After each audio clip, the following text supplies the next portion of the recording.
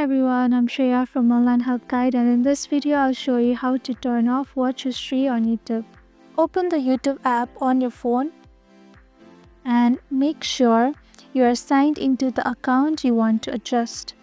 Tap on your profile picture in the right corner, then select the settings button from the menu. Scroll down and tap Manage All History. Tap on Saving Your YouTube History. Uncheck the box for Include the YouTube videos you watch if you want to pause watch tracking temporarily. Then select the Pause button and tap on the Got It button. Tap on the Turn Off button to completely disable both watch and search history.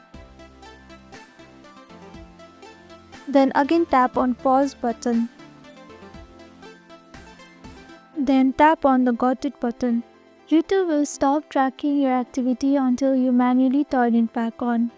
Keep in mind that turning off history may affect video recommendations.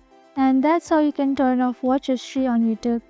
Thank you for watching Online Help Guide. I hope this video was helpful. If it was, hit the like button and comment if you have any questions or feedback. Also, if you're new to our channel, please subscribe and hit the bell icon so you won't miss any of our upcoming videos.